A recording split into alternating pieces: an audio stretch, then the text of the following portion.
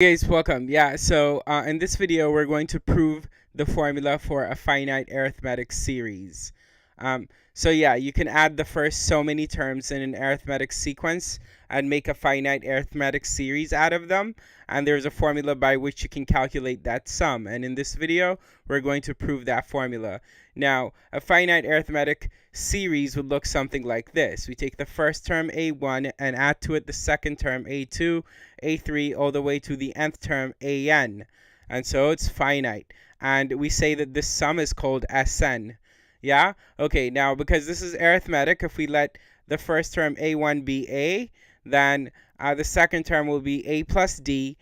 So this is the second term here. The third term is a plus 2d.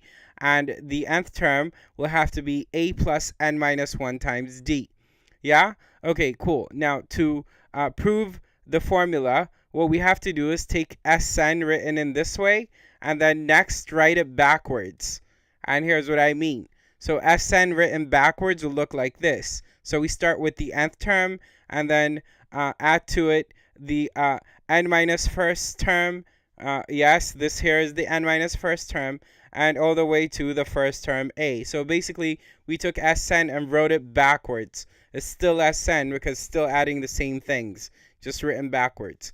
Okay, cool. Now I want to show you a correspondence. And the correspondence is that we're going to take a here and pair it up with a plus n minus 1d. In other words, in the first writing of Sn, we're going to take the first term and pair it up with the last term. And then we're going to take the second term and pair it up with the second to last term, and so on. And this is the pairing I'm talking about with the arrows. Follow the arrows. So this is Sn written once forward, and this is Sn written again backwards this time. And in the backwards and forwards writing, we make this pairing, and then this pairing, and then this pairing, and similar pairings and the dots for the terms that are not shown.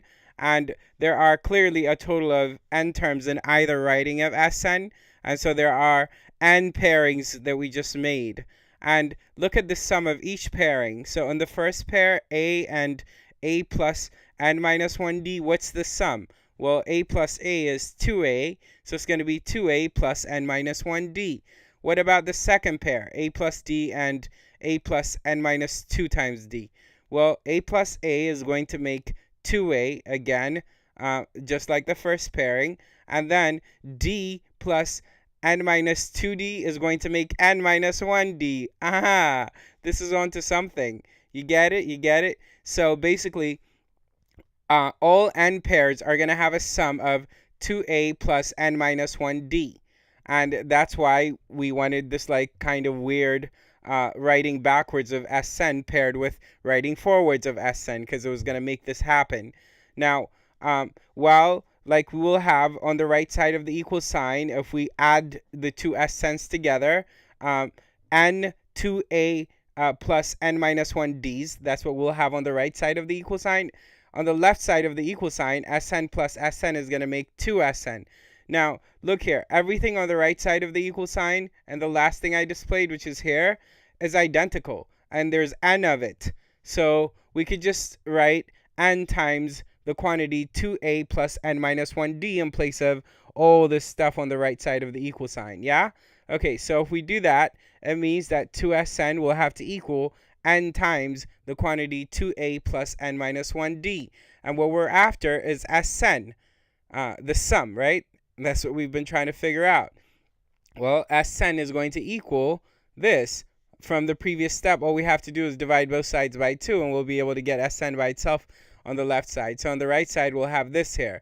Now, this might be like kind of a cumbersome formula to remember, so we can remember it easier as first let's write this intermediate step. We'll remember it easier like this is where we want to get to, but let me show you how we get there.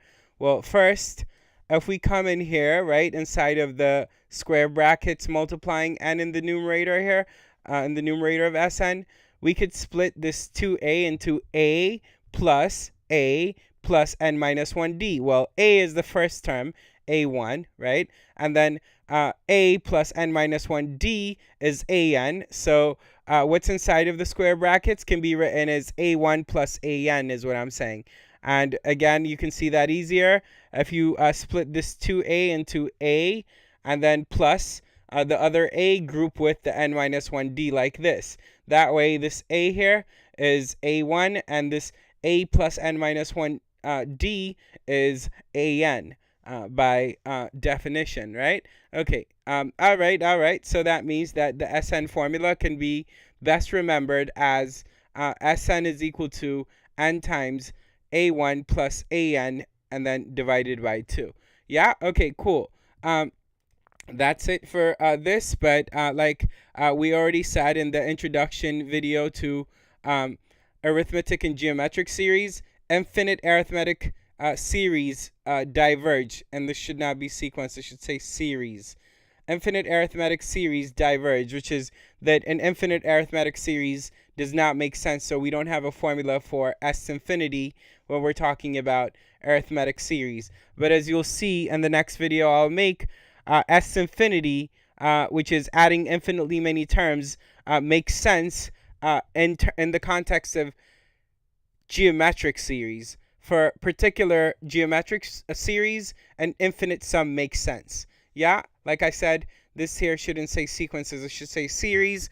But otherwise, that's about the only blunder in this video, and I'm not going to re-record it just for that. I hope you enjoyed it, and keep watching. Take care.